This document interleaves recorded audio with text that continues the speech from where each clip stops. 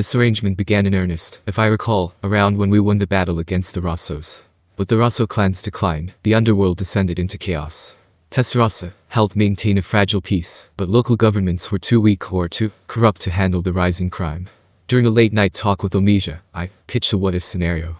Poverty breeds crime, and without a place to belong, the poor are easily exploited.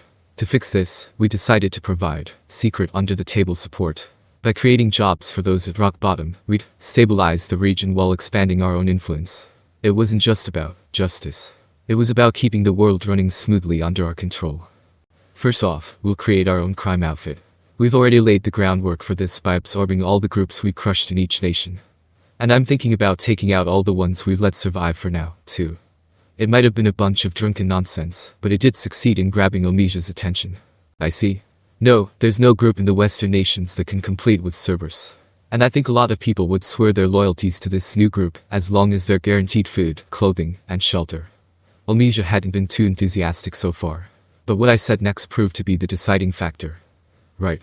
So we could take care of the poor that way. Next we'll tackle the wealthy. Now that Granville is dead, the Rossos are going to fall and fall fast. They might still have a lot of power, but you know they're going to do nothing but weaken over time. So I'm trying to move another project along to serve as a replacement. A project. Let me hear more about it. Well, you know it. The idea you mentioned before, about having Bloomin function as a concentrated industrial hub. Surfuse is making preparations for me along those lines, and he's already secured the necessary personnel, I understand. Jamal and I had already consulted with each other on this grand concept. It's important that we coordinate our interests with our neighboring countries, after all, if we want to spread friendship and prosperity.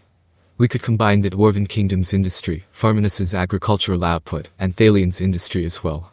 We'll need to fine-tune things so we're not competing against each other, but we could have all this industry flow right into Bloomendan, then they could serve as a window into all that Western nation's territory. Ah yes, Errol did report to me about that. So you were actually planning to go through with it? Of course. Why not? Alright. But Rim, how will you profit from it? Profit secondary here. Just kidding. But that's what we're trying to do. Taking control of core technology, releasing it to the world, you know. And I'm thinking we could build a really big educational institution and attract talented students from all over the world. Establish ourselves as a major tourist destination, then skim off the top behind the scenes. Wahahahaha. And don't forget about your patents concept. This wonderful system where money keeps flowing in without having to do any work. I understand it well enough, but it could take time to get other people to use it. I see. So your idea is to create new products that require this core technology, then secure the intellectual property rights. You're so quick on the uptake, L. I'm glad for that. But don't go copying the idea off me, okay? First come, first served, is it? But no, I won't copy it, but let me in on some of the action instead. Wahahahaha. Pitchin' for us, L, and this project is already as good as done. Oh, Gar, you give me far too much credit. You're right, of course, but... And so we laughed into our beer mugs all night. The next day, we gave each other bleary looks, everyone wondering if we said too much. Hey, so about yesterday's chat. Yes, I recall it. You said some things you probably shouldn't have, didn't you? Yeah. If you could find it in you to keep it a secret. We can't afford to have the project shudder to a halt at this point. Oh, stop worrying, Gar. Maybe the drinks were talking for me, but I'm a woman who keeps her promises. And so through a failed attempt at fraternization through getting blasted, we were now all on the same wavelength. Once Omija and I got on the same page, things moved at a terrifying pace. When you have two heads of superpowers working together, the world tends to change, before anyone notices. First, we cleaned up the underworld. In just a few months, we unified every local crime group into a secret society called Reg the Three Wise Drunks. Well, the public thought the name meant being drunk on dreams. It was really just a nod to me, Omija, and Gazelle acting like idiots over drinks. With Glenda overseeing things, Reg became our eyes and ears, scouting talent and keeping the seedier elements of the West under our thumb. Working beneath her were Gerard, ex-leader of the Sons of the Veld mercenary group, and Aine, the elementalist who once worked for him.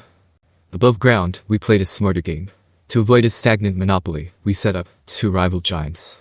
I launched the Four Nations Trade Alliance with Molly at the helm, while Omija pulled the strings to form the Western General Trade Company, under Prince Figaro.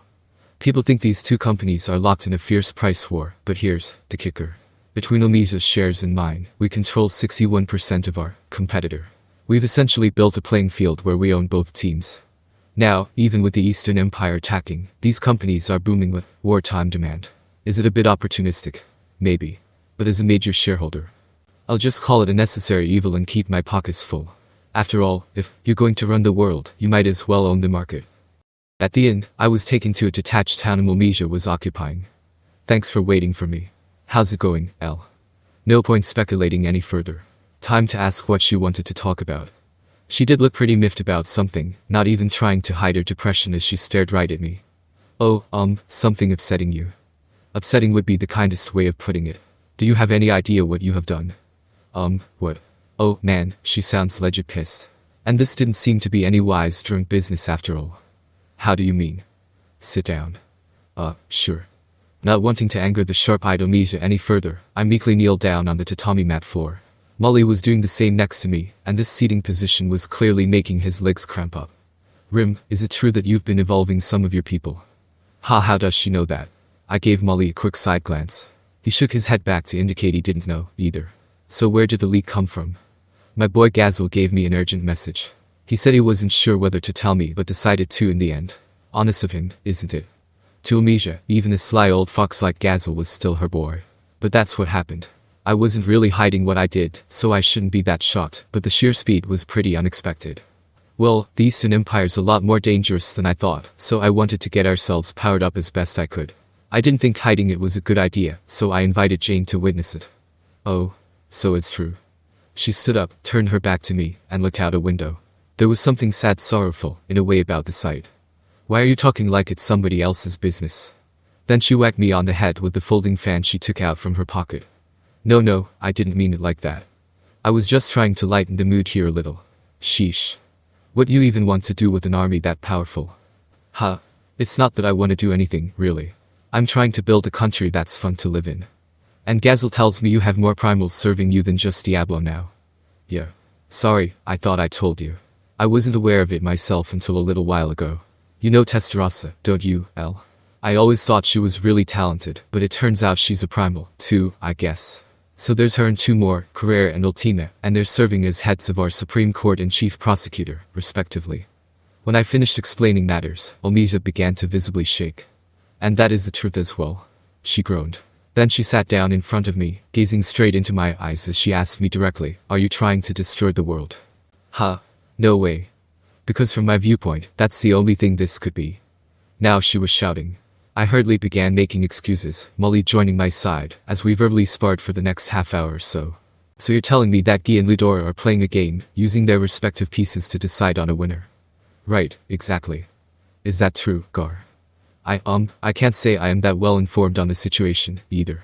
But really, I'm not entirely certain this is something I should be listening in on, is it? Well, no, it's not, but too late for that, right?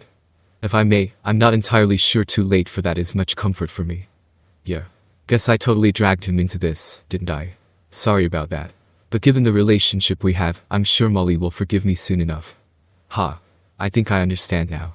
If Guy was cajoling you, you were certainly in no position to turn him down, were you? Yes. Precisely. Guy was threatening me, let's phrase it like that. Indeed. It's painful for me to accept as well. I was beginning to take on Molly's manner of speech, but either way, we were finally starting to appease her. Omija sighed again. Either her anger was gone or she was scrambling to regain her composure. So what are you going to do?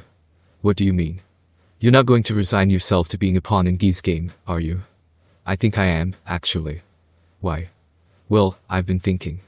She seemed to have no idea what I was thinking. So I tried to give her more insight. It seemed given that the Empire still had some powerhouses people of unknown ability in store for us. Trying to avoid a fight was one potential option, but I thought it'd only postpone the problem. I'd have to live in hiding all the time, on constant lookout for Imperial assassins. There'd no doubt be a few skirmishes with them, and no matter how well I defended myself, there were bound to be casualties. So that's the decision I've made. There's no point in padding my numbers, so I'm just gonna march right over with my main force and negotiate a peace deal.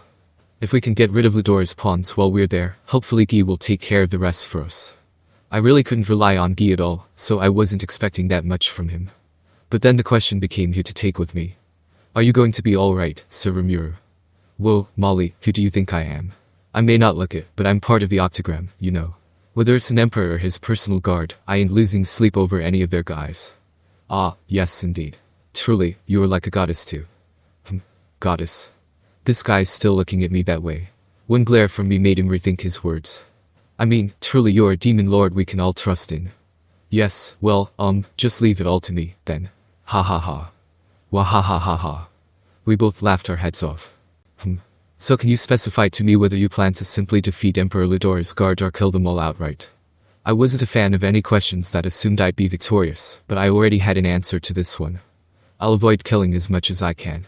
Based on the game's rules for victory, Guy wins once I neutralize everybody except for Lidor, after all. Once I reach that point, I don't think it's a matter for me any longer. Olmeza gave that a satisfied nod. Alright. Do your best not to disappoint me, then. If worst comes to worst, I will take care of matters in your nation. Please don't say such ominous things to me. No need to worry. I'm not into sacrificing myself nobly for the greater good, you know. My motto's for everybody to have fun together, so no way am I gonna get killed over this. Good, she replied with a breezy smile. But remember this as well. If you die, it will put this world fully in ruins. You are the only one who can tame monsters like Diablo and his primals. The other creatures you evolve to demon lord level may not all agree with each other. If a conflict arises, it will inevitably erupt into war. Do you understand that? You can't just cast off what you're trying to do when you're not even done yet. Never forget that. That was Olmeza's heartfelt advice to me. I know. I get you. I really do. I swore it to her, my face dead serious. The game was now in its final stages. Just a few more turns, and our victory would be set in stone. One wrong move, though, and the entire board would be flipped upside down. We need to be calm and careful. The first thing's to contact Yuki and discuss how we'll deal with Emperor Lidor. Then, the day after that, we'll set off for the Empire.